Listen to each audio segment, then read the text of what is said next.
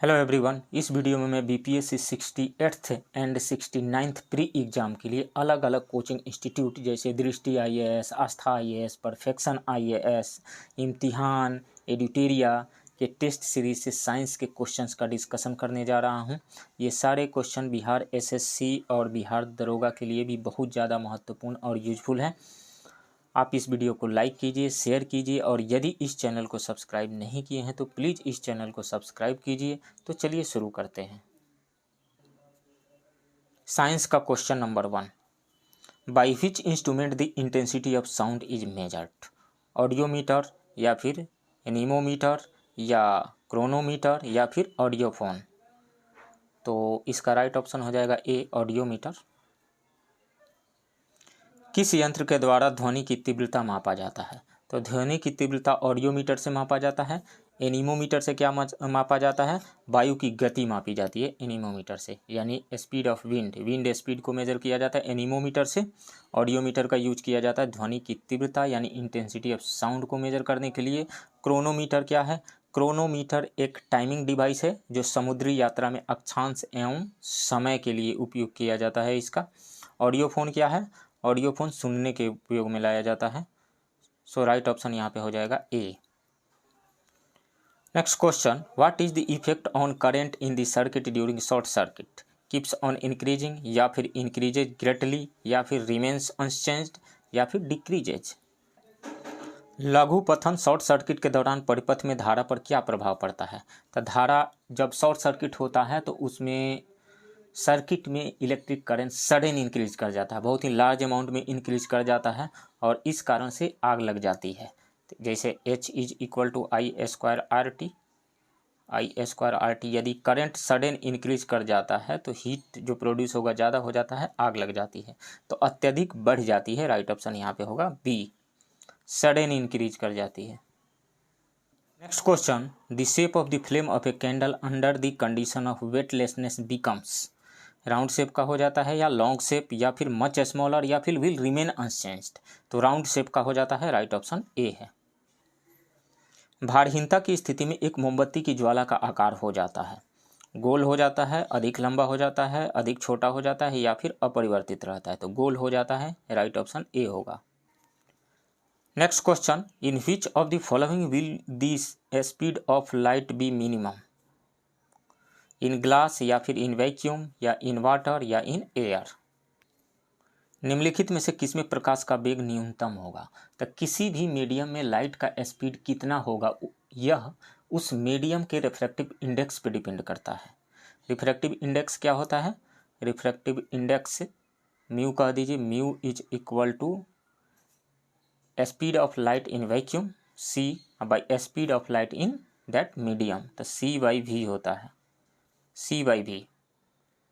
तो v is equal to कितना हो जाएगा यहाँ से? वी इज इक्वल टू यानी speed of light in a medium, v is equal to जो हो जाएगा वो हो जाएगा सी बाई म्यू यानी रिफ्रैक्टिव इंडेक्स, यानी speed of light in vacuum by refractive index. तो जिस मीडियम का रिफ्रैक्टिव इंडेक्स का वैल्यू ज़्यादा होगा, यानी जो मीडियम जो है ज़्यादा डेंसर होगा, उसमें लाइट का स्पीड कम होगा, न्यूनतम होगा। तो इन सबों में यदि हम देखें तो कांच का रिफ्रैक्टिव इंडेक्स सबसे ज़्यादा होता है। कितना होता है कांच का रिफ्रैक्टिव इंडेक्स? 1.5 होता है। कांच का रिफ्रैक्टिव इंडेक्स जो होता है 1 यानी ग्लास का 1.5 होता है। और जल का, वाटर का कितना होता है? 1.33 होता है। हवा का कितना होता है? 1 होता है। निर्वात में भी लगभग 1 होता है। तो हवा और निर्वात में एक ही मान लेते हैं, एयर एंड वैक्यूम में 1। तो सबसे ज़्यादा रिफ्रैक्टिव इंडेक्स जो है वो ग्लास का है 1.5, इसलिए ग्लास में जो होगा लाइट का स्पीड मिनिमम होगा। सो राइट ऑप्शन यहाँ पे ए होगा। Next question, which of the following light has the highest energy? Red light का या फिर ग्रीन लाइट या येलो लाइट या फिर वायोलेट लाइट? निम्नलिखित में से किस प्रकाश की ऊर्जा एनर्जी सबसे ज़्यादा होती है? लाल की होती है या हरा या पीला या फिर बैगनी? तो विबजियोर आप लोगों को पता होगा, 7 जो विजिबल कलर्स होते हैं विब जी और। इधर हम जाते हैं तो रिफ्रैक्टिव लैम्डा यानी वेवलेंथ का वैल्यू इंक्रीज करता है। और इधर जब हम जाएंगे तो फ्रीक्वेंसी का वैल्यू जो है वो इंक्रीज होता है, फ्रीक्वेंसी यानी न्यू या एफ कह दीजिए। तो हम जानते हैं ई इज इक्वल टू होता है या तो एच न्यू कह दीजिए या फिर एच सी बाई लेमडा कह दीजिए, एच सी बाई लेमडा। तो जिस कलर के लिए लेमडा का वैल्यू कम होगा उसकी एनर्जी ज़्यादा होगी, उसके कॉरस्पॉन्डिंग एनर्जी ज़्यादा होगी।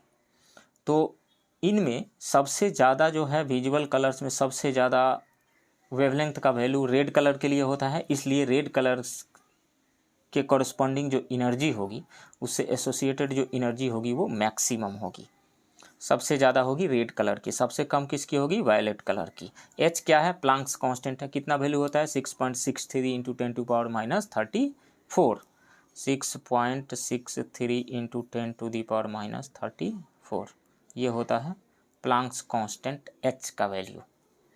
सो राइट ऑप्शन यहाँ पे हो जाएगा A. Next question, which one of the following acid is secreted by nettle leaves causing painful burning, formic acid या फिर एस्टिक एसिड या सिट्रिक एसिड या टार्टरिक एसिड। तो फॉर्मिक एसिड राइट ऑप्शन यहाँ पे ए होगा।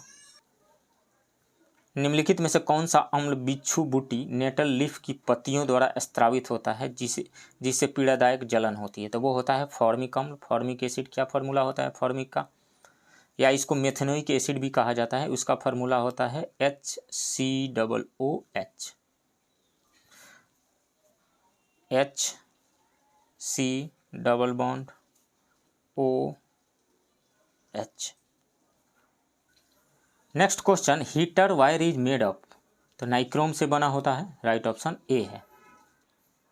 हीटर के तार किससे बने होते हैं, नाइक्रोम से बने होते हैं या टंगस्टन से या आयरन से या एल्युमिनियम से, तो नाइक्रोम से बने होते हैं। ये क्या है, निकिल एंड क्रोमियम का एक एलॉय है, nickel Ni and chromium Cr का एक एलॉय है। नाइक्रोम का ही यूज क्यों किया जाता है हीटर में, इसके पीछे दो कारण है। एक तो इसका रेसिस्टेंस इसका बहुत ही ज़्यादा होता है, यानी फर्स्ट जो कारण है इसका रेसिस्टेंस हाई होता है। दूसरा कारण क्या है, उच्च तापमान पे यानी हाई टेम्परेचर पे इसका ऑक्सीडेशन नहीं हो पाता है, तो ऑक्सीडेशन नहीं हो पाता है, ऑक्सीडेशन नहीं हो पाता है, इसका रेसिस्टेंस हाई होता है और उच्च तापमान पे इसका ऑक्सीडेशन यानी ऑक्सीकरण नहीं हो पाता है। ये दो कारण है नाइक्रोम का यूज करने का हीटर में, राइट ऑप्शन यहाँ पे ए होगा। Next question, what is the radio active substance contained in a mineral called monazite sand, तो वो है थोरियम, राइट ऑप्शन यहाँ पे बी होगा। मोनाजाइट रेत नामक खनिज में निहित रेडियोधर्मी पदार्थ है, तो वो है थोरियम। थोरियम जिसे भारत के सामरिक परमाणु ईंधन के रूप में भी जाना जाता है, रेत में मोनाजाइट नामक खनिज में निहित एक रेडियोधर्मी पदार्थ है। परमाणु ऊर्जा विभाग की रिपोर्ट के अनुसार लगभग 10.7 मिलियन टन मोनाजाइट रेत भारत में उपलब्ध है। भारत में मुख्य उत्पादन जो क्षेत्र है वो है Kerala, Andhra. Next question, on what principle does optical fibre work, total internal reflection या फिर रिफ्लेक्शन या रिफ्रैक्शन या डिफ्लेक्शन, तो वो है total internal reflection, TIR, right option ए है। प्रकाशीय फाइबर किस सिद्धांत पे कार्य करता है, तो पूर्ण आंतरिक परावर्तन, टोटल इंटरनल रिफ्लेक्शन के प्रिंसिपल पे वर्क करता है, राइट ऑप्शन ए हो जाएगा। ये टोटल इंटरनल रिफ्लेक्शन क्या होता है और क्रिटिकल एंगल क्या होता है, मान लीजिए ये है मीडियम वन, ये डेंसर मीडियम है और ये एक रेयरर मीडियम है यानी विरल माध्यम है। यहाँ से ये नॉर्मल है, यहाँ से हम एक लाइट को इंसिडेंट कराते हैं, तो चूंकि डेंसर से रेयरर में इसको तो ऐसे जाना चाहिए, सीधे इस रास्ते पे जाना चाहिए, तो चूंकि इस रास्ते पे नहीं जाएगी, चूंकि डेंसर से रेयरर में जा रही है, इस कारण से ये नॉर्मल से अवे बेंड होगी यानी इस तरीके से बेंड हो जाएगी। अब थोड़ा सा और एंगल ऑफ इंसिडेंस आप इंक्रीज करा दीजिए इसको, तो थोड़ा सा और ये बेंड होकर के इधर जाएगी, और थोड़ा इंक्रीज करा दीजिए तो इसके ये बाउंड्री के जस्ट पैरेलल चली जाएगी, और थोड़ा सा इंक्रीज करा दीजिए तो ये इसी मीडियम में लौट करके आ जाएगी। तो वैसा पार्टिकुलर एंगल ऑफ इंसिडेंस जिससे कि एंगल ऑफ रिफ्लेक्शन का वैल्यू, एंगल ऑफ रिफ्लेक्शन कह रहा हूँ, एंगल ऑफ रिफ्रैक्शन का वैल्यू जो है वो 90 डिग्री हो जाए, उस पार्टिकुलर एंगल को क्रिटिकल एंगल कहा जाता है। तो जब एंगल ऑफ इंसिडेंस का वैल्यू क्रिटिकल एंगल से ज़्यादा होता है तो उस केस में जो लाइट रेज है जिस मीडियम में जा रही होती है उसी मीडियम में लौट करके आ जाती है, यानी उसका टोटल इंटरनल रिफ्लेक्शन हो जाता है। ऑप्टिकल फाइबर जो है इसी TIR के प्रिंसिपल पे वर्क करता है, टोटल इंटरनल रिफ्लेक्शन यानी पूर्ण आंतरिक परावर्तन पे। कैसे? मान लीजिए कि ये है ऑप्टिकल फाइबर,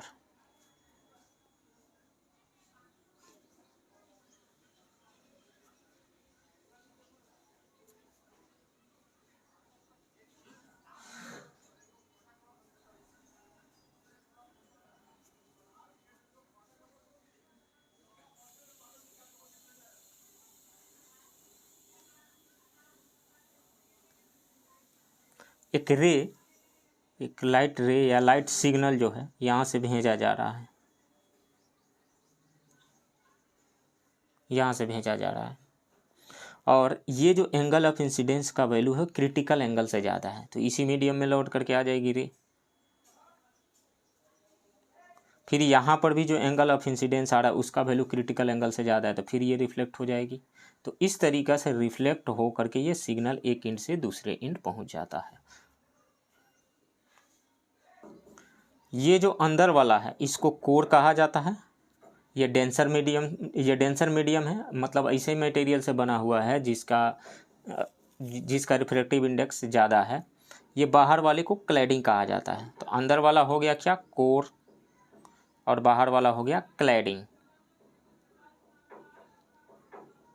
कोर का रिफ्रैक्टिव इंडेक्स हाई होता है और क्लैडिंग का रिफ्रैक्टिव इंडेक्स लो होता है। Next question, which of the following contains negatively charged particles? X ray या फिर अल्फा पार्टिकल्स या बीटा पार्टिकल्स या बीटा रेज या फिर गामा रेज। निम्न में से किस में ऋणात्मक आवेश वाले कण होते हैं? तो एक्सरे में कोई चार्ज नहीं होता है, इसमें ना तो पॉजिटिव और ना ही नेगेटिव। अल्फा पार्टिकल पे पॉजिटिव चार्ज होता है, यानी अल्फा पार्टिकल जो है हीलियम का न्यूक्लियस है, हीलियम 2+ को ही, हीलियम का जो एटॉमिक नंबर 2 होता है यानी उसमें 2 इलेक्ट्रॉन्स होते हैं, 2 प्रोटॉन्स होते हैं और 2 न्यूट्रॉन्स होते हैं। तो उसके जो ऑर्बिट में 2 इलेक्ट्रॉन है उसको निकाल दिया जाए तो हीलियम 2+ बनता है और इसी को अल्फा पार्टिकल कहा जाता है। तो इस पे कौन सा चार्ज आया? पॉजिटिव चार्ज आया। बीटा, इस पे नेगेटिव चार्ज होता है। बीटा इनफैक्ट ये इलेक्ट्रॉन ही है, तो बीटा माइनस जब इमिशन होता है यानी इलेक्ट्रॉन का इमिशन होता है तो इस पे नेगेटिव चार्ज होता है। गामा एक रेडिएशन है, इस पे कोई चार्ज नहीं होता है। तो नेगेटिव चार्ज किस पे आ गया? सी पे। राइट ऑप्शन सी होगा, बीटा पार्टिकल पे नेगेटिव चार्ज होता है। Next question, which gas is most present in the universe? Nitrogen या फिर ऑक्सीजन या हाइड्रोजन या आर्गन। ब्रह्मांड में सबसे अधिक किस गैस की उपस्थिति है? नाइट्रोजन की, ऑक्सीजन की, हाइड्रोजन की या फिर आर्गन की। तो यूनिवर्स का 3/4 भाग यानी 3/4 भाग जो है वो हाइड्रोजन से बना हुआ है और 1/4 भाग जो है हीलियम, यानी वायुमंडल में यूनिवर्स में 3/4 जो है हाइड्रोजन है, 1/4 हीलियम है। वायुमंडल में 78% नाइट्रोजन है, 21% ऑक्सीजन है, जबकि अर्थ क्रस्ट के अंदर 46.6% ऑक्सीजन है। तो सबसे ज़्यादा कौन सा हो गया? हाइड्रोजन। राइट ऑप्शन सी होगा। Next question, what is the chemical name of limestone? Sodium carbonate या कैल्शियम कार्बोनेट या सोडियम क्लोराइड या फिर मैग्नीशियम क्लोराइड। चूना पत्थर का रासायनिक नाम इनमें से क्या है? सोडियम कार्बोनेट नहीं है, सोडियम क्लोराइड भी नहीं है, मैग्नीशियम क्लोराइड भी नहीं है, कैल्शियम कार्बोनेट है, CaCO3। ये है चूना पत्थर यानी लाइमस्टोन का केमिकल नाम। Next question, which gas is used in LPG cylinder for detecting leakage? Ethyl mercaptan या फिर प्रोपिलीन ग्लाइकोल या डाई इथाइल ईथर या फिर हाइड्रोजन सल्फाइड। LPG सिलेंडर में रिसाव का पता लगाने के लिए किस गैस का उपयोग किया जाता है? तो इथिल मर्केप्टन या इथाइल मर्केप्टन का यूज किया जाता है। क्या होता है इसका फॉर्मूला?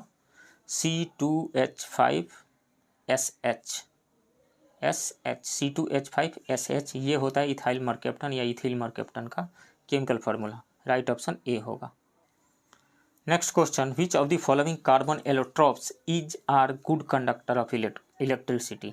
फ्लोरीन, डायमंड या ग्रेफाइट, इनमें से कौन एक या एक से अधिक जो है गुड कंडक्टर ऑफ इलेक्ट्रिसिटी है?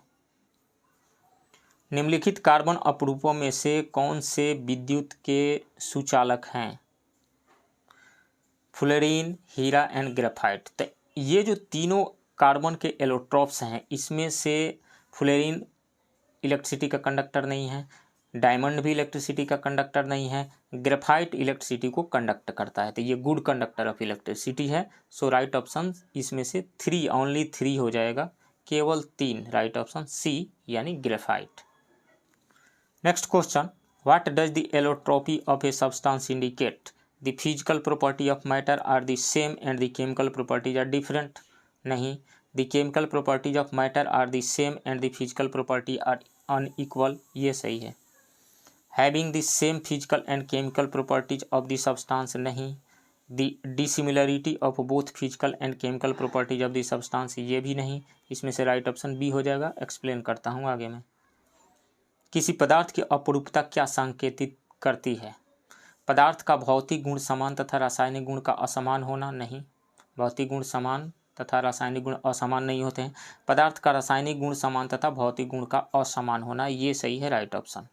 मतलब ये रहा, चूंकि एलोट्रॉप्स जो है एक ही एलिमेंट के 2 या 2 से अधिक रूप हैं एलोट्रॉप, जैसे कार्बन का हमने देखा, डायमंड, ग्रेफाइट एंड फ्लोरीन, वो कार्बन ही हैं। तो कार्बन है तो उनकी केमिकल प्रॉपर्टी तो सेम होगी, एटॉमिक नंबर सेम है, उनका इलेक्ट्रॉनिक कॉन्फ़िगरेशन सेम होगा, इस कारण से उनके ऑर्बिट में जो वैलेंस इलेक्ट्रॉन्स होंगे वो सेम होंगे। तो वैलेंस इलेक्ट्रॉन का ही लेन देन होता है ऑक्टेट पूरा करने के लिए, मतलब केमिकल जो प्रॉपर्टी उनकी होगी वो सेम होगी, लेकिन फिजिकल प्रॉपर्टी अलग अलग होगी। एग्जाम्पल, फिजिकल प्रॉपर्टी अलग, जैसे ग्रेफाइट जो है इलेक्ट्रिसिटी को कंडक्ट करता है, लेकिन डायमंड एंड फ्लोरीन इलेक्ट्रिसिटी को कंडक्ट नहीं करते हैं। ग्रेफाइट जो है एक सॉफ्ट मटेरियल है और जबकि डायमंड जो है हार्ड मटेरियल है। तो फिजिकल प्रॉपर्टी अलग अलग हो सकती है, लेकिन केमिकल प्रॉपर्टी निश्चित रूप से सेम होगी। सो राइट ऑप्शन यहाँ पे बी होगा। Next question, match the following list 1 with the appropriate list 2। List 1 में सब्सटेंसेस दिए गए हैं और उनमें पाए जाने वाले एसिड का नाम लिस्ट 2 में दिया गया है। तो पिकल यानी अचार में क्या पाया जाता है? तो अचार में जो पाया जाता है वो एसिटिक एसिड पाया जाता है, तो ए का जो हो जाएगा वो 2 हो जाएगा। शावरिंग ऑफ मिल्क, मतलब मिल्क खट्टा क्यों हो जाता है, यानी दूध जो फट जाता है या फिर कर्ड कह दीजिए, उसमें क्या पाया जाता है? उसमें लैक्टिक एसिड पाया जाता है, तो बी का 3 हो जाएगा, लैक्टिक एसिड। एप्पल में क्या पाया जाता है? एप्पल में मैलिक एसिड पाया जाता है, सी का 4 हो जाएगा। सोडा वाटर में क्या पाया जाता है? सोडा वाटर में कार्बोनिक एसिड पाया जाता है, तो 4 का जो हो जाएगा वो 1 हो जाएगा। तो कौन सा ऑप्शन इसमें से आ रहा है? ए का 2, बी का 3, 4 का, सी का 4 एंड डी का 1। राइट ऑप्शन यहाँ पे सी होगा। निम्नलिखित सूची 1 को उपयुक्त सूची 2 से सुमेलित कीजिए। अचार में क्या पाया जाता है? अचार में एसिटिक एसिड पाया जाता है। दूध का खट्टापन क्यों होता है? लैक्टिक एसिड की वजह से होता है। सेव में क्या पाया जाता है? मैलिक एसिड पाया जाता है। सोडा वाटर में क्या पाया जाता है? कार्बोनिक एसिड पाया जाता है। कार्बोनिक एसिड का फॉर्मूला क्या होता है? ये हाइड्रोजन का कार्बोनेट होता है, H2CO3 carbonic acid. Soda water में कार्बोनिक एसिड पाया जाता है, राइट ऑप्शन सी होगा। नेक्स्ट क्वेश्चन, CNG यानी compressed natural gas is a mixture of hydrocarbons mainly consisting of, तो इसमें मेनली जो होता है मीथेन होता है, CH4। राइट ऑप्शन ए होगा। CNG संपीड़ित प्राकृतिक गैस मुख्य रूप से ... से युक्त हाइड्रोकार्बन का मिश्रण है, मतलब इसमें क्या पाया जाता है? तो मीथेन पाया जाता है, CH4। राइट ऑप्शन ए होगा। Next question, which of the following is use to produce artificial rain? Potassium nitrate या फिर हेवी वाटर या सल्फर आयोडाइड या फिर सिल्वर आयोडाइड? तो सिल्वर आयोडाइड का यूज किया जाता है, राइट ऑप्शन डी है। निम्नलिखित में से किसका प्रयोग कृत्रिम वर्षा के लिए किया जाता है? तो सिल्वर आयोडाइड का यूज किया जाता है। सिल्वर आयोडाइड जो है एक हाइग्रोस्कोपिक न्यूक्लियस के जैसा बिहेव करता है, यानी आर्द्रताग्राही न्यूक्लियस के जैसा बिहेव करता है। मतलब ये रहा कि इसके चारों तरफ जो है आर्द्रता को ग्रहण करता है, आर्द्रता ह्यूमिडिटी जो है इसके चारों तरफ आकर के जमा हो जाती है और उसके कंडेंसेशन के बाद में जो है वर्षा के बूंदों में तब्दील हो जाता है, कन्वर्ट हो जाता है। वाटर ड्रॉपलेट्स में और उसके बाद में वर्षा हो जाती है। तो सिल्वर आयोडाइड का यूज किया जाता है, क्यों? क्योंकि ये हाइग्रोस्कोपिक न्यूक्लियस के जैसा बिहेव करता है। Next, if the number of electron in an atom is 13 and the number of neutrons is 14 then what will be its mass number. किसी परमाणु में इलेक्ट्रॉन की संख्या 13 है एवं न्यूट्रॉन की संख्या 14 है, तो इसका द्रव्यमान संख्या कितना होगा? तो इसमें इलेक्ट्रॉन की संख्या दिया हुआ है, इलेक्ट्रॉन दिया हुआ है कितना? 13। यही होगा नंबर ऑफ प्रोटॉन्स के इक्वल, प्रोटॉन के इक्वल, और इसी को एटॉमिक नंबर जेड कहेंगे। और neutrons n is equal to दिया हुआ है 14। तो हम जानते हैं mass number A is equal to होता है number of protons plus number of neutrons, यानी Z प्लस n। तो हो गया 13 और प्लस 14 कितना हो गया? 27। तो मास नंबर इसका कितना है? 27। राइट ऑप्शन डी होगा। Next question, what is the chemical formula of fructose. Fructose का रासायनिक सूत्र क्या है? तो फ्रक्टोज का केमिकल फार्मूला वही होता है जो ग्लूकोज का होता है। ग्लूकोज का क्या होता है? C6H12O6। तो राइट ऑप्शन यहाँ पे बी होगा। दोनों का केमिकल फार्मूला सेम है, लेकिन स्ट्रक्चर अलग अलग होने की वजह से फ्रक्टोज जो है 1.2 से 1.8 गुना ज़्यादा मीठा होता है ग्लूकोज से। इनफैक्ट जो फ्रक्टोज जो होता है प्राकृतिक रूप से पाए जाने वाला सबसे मीठा कार्बोहाइड्रेट है। हालांकि ये दोनों कार्बोहाइड्रेट ही हैं, ग्लूकोज एंड फ्रक्टोज। सबसे मीठा जो कार्बोहाइड्रेट है जो प्राकृतिक रूप से पाया जाता है वो होता है फ्रक्टोज। ऐसे तो आर्टिफिशियल स्वीटनर भी होते हैं, लेकिन नेचुरली जो पाया जाता है उनमें फ्रक्टोज सबसे ज़्यादा मीठा होता है। Next, who has written the book the origin of species. तो चार्ल्स डार्विन ने लिखा था। राइट ऑप्शन बी है। पुस्तक द ओरिजिन ऑफ स्पीसीज किसने लिखी है? डार्विन ने लिखी है, Charles Darwin. Right option B. Next question, which one of the following is not included in the external factors affecting photosynthesis. Light या फिर क्लोरोप्लास्ट या फिर हीट या फिर वाटर। प्रकाश संश्लेषण को प्रभावित करने वाले बाह्य कारकों में निम्नलिखित में से कौन एक शामिल नहीं है? तो प्रकाश जो है ये बाह्य कारक है, ताप भी बाह्य कारक है, जल भी बाह्य कारक है, लेकिन क्लोरोप्लास्ट जो है वो आंतरिक कारक है। राइट ऑप्शन यहाँ पे बी हो जाएगा। प्रकाश संश्लेषण को प्रभावित करने वाले कारकों को दो वर्गों में विभाजित किया जाता है, आंतरिक कारक एवं बाह्य कारक। आंतरिक कारक में कौन कौन से आते हैं? पौधे की आकृति, पौधे की आयु, पत्तियों का विन्यास, क्लोरोप्लास्ट, क्लोरोफिल की मात्रा, ये सब आंतरिक कारक में आते हैं। बाह्य कारक में कौन कौन से आते हैं? प्रकाश, कार्बन डाइऑक्साइड की सांद्रता, ताप एवं जल। Next question, what is triglyceride. Fat या फिर प्रोटीन या कार्बोहाइड्रेट या फिर मिनरल। ट्राइग्लिसराइड क्या है? तो ट्राइग्लिसराइड एक प्रकार का फैट है। राइट ऑप्शन यहाँ पे ए होगा। ट्राइग्लिसराइड जो है ये ब्लड में पाए जाने वाला एक प्रकार का फैट है। इसके उच्च स्तर होने पे हृदय रोग का खतरा बढ़ जाता है। Next question, the plants which grow specially in dry climate are called. Epiphyte या फिर जेरोफाइट या फिर हाइड्रोफाइट या फिर मैंग्रोव। तो जेरोफाइट कहलाता है। राइट ऑप्शन बी है।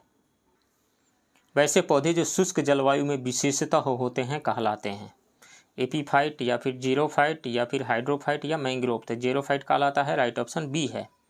शुष्क जलवायु प्रदेश में जो पौधा अनुकूलित होते हैं उसे जेरोफाइट कहा जाता है, जैसे कैक्टस, यूफोर्बिया, एलोवेरा, कैपारिस, ओटम्पिया। Next question, most of the elements present in the human body are. Carbon या फिर ऑक्सीजन या नाइट्रोजन या हाइड्रोजन। ऑक्सीजन होता है। राइट ऑप्शन बी है। मानव शरीर में विद्यमान तत्वों में सर्वाधिक है, कार्बन है या ऑक्सीजन है या नाइट्रोजन या हाइड्रोजन। तो ऑक्सीजन सबसे ज़्यादा होता है। राइट ऑप्शन बी है। मानव शरीर में मुख्यतः 6 तत्व होते हैं जो लगभग द्रव्यमान का 99% होते हैं, जिसमें से ऑक्सीजन 65% यानी सबसे ज़्यादा, कार्बन 18%, हाइड्रोजन 10%, नाइट्रोजन 3%, कैल्शियम 1.4% एवं फास्फोरस 1.1%। फिर मैं रिपीट करता हूँ, oxygen 65%, carbon 18%, hydrogen 10%, nitrogen 3%, calcium 1.4% एवं फास्फोरस 1.1%।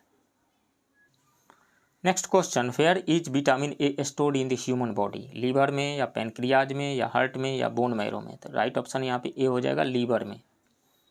मानव शरीर में विटामिन ए कहाँ संचित होता है? यकृत में, अग्नाशय में, हृदय में या अस्थि मज्जा में? तो यकृत यानी लीवर में, राइट ऑप्शन ए होगा। Next question, deficiency of which of the following makes a person suffering from diabetes? Haemoglobin या फिर हिस्टामिन या फिर इंसुलिन या ग्लाइसिन? तो इंसुलिन की कमी से, राइट ऑप्शन सी होगा। निम्नलिखित में से किसकी कमी से मानव मधुमेह से ग्रसित हो जाता है, डायबिटीज से ग्रसित हो जाता है? हीमोग्लोबिन की कमी से नहीं, हिस्टामिन से भी नहीं, इंसुलिन की कमी से डायबिटीज हो जाता है, राइट ऑप्शन सी है। इंसुलिन एक हार्मोन है जो पैंक्रियाज से स्त्रावित होता है और वो कार्बोहाइड्रेट यानी ग्लूकोज यानी शुगर के मेटाबॉलिज्म को नियंत्रित करता है, रेगुलेट करता है। जिस पर्सन में इंसुलिन की मात्रा कम स्त्रावित होती है वो शुगर की बीमारी से ग्रसित हो जाता है। Next question, which of the following statements regarding the pancreatic gland is false? If it function as both endocrine and exocrine gland? ये सही है। The exocrine part secretes alkaline pancreatic secretion which contains enzyme? नहीं, alkaline नहीं, acidic, तो ये गलत है। The exocrine part secretes acidic pancreatic secretion which contains enzyme? ये सही है। The endocrine part of the pancreas secretes a hormone called insulin? ये भी सही है। गलत कौन सा है? बी। अग्नाशय ग्रंथि के संबंध में निम्नलिखित में से कौन सा कथन असत्य है? या अंतःस्त्रावी एवं बहिस्त्रावी दोनों ग्रंथि की तरह कार्य करता है? ये सही है। बहिस्त्रावी भाग से क्षारीय अग्नाशय स्त्राव निकलता है जिसमें एंजाइम होते नहीं, अम्लीय निकलता है, ये गलत है। बहिस्त्रावी भाग से अम्लीय अग्नाशय स्त्राव निकलता है जिसमें एंजाइम होते हैं, ये बिल्कुल सही है। अग्नाशय के अंतःस्त्रावी भाग से इंसुलिन नामक हार्मोन का स्त्राव होता है, ये भी सही है। गलत कौन सा है? बी, राइट ऑप्शन बी होगा। Next question, haemoglobin performs the function of transporting oxygen in the human body. What is the maximum molecule of oxygen each haemoglobin molecule can carry? तो एक हीमोग्लोबिन मॉलिक्यूल जो है 4 oxygen molecule से जुड़ा हुआ रहता है, उसको कैरी करके ले जाता है, राइट ऑप्शन यहाँ पे डी होगा। मानव शरीर में हीमोग्लोबिन ऑक्सीजन के परिवहन का कार्य करते हैं। प्रत्येक हीमोग्लोबिन अणु अधिकतम कितने ऑक्सीजन अणु का वहन कर सकते हैं? तो 4 ऑक्सीजन अणु का वहन कर सकते हैं प्रत्येक हीमोग्लोबिन के अणु, राइट ऑप्शन यहाँ पे डी हो जाएगा। इस वीडियो में इतना ही। आप बने रहिए इस चैनल के साथ। मिलते हैं किसी दूसरे वीडियो में, तब तक के लिए थैंक यू वेरी मच।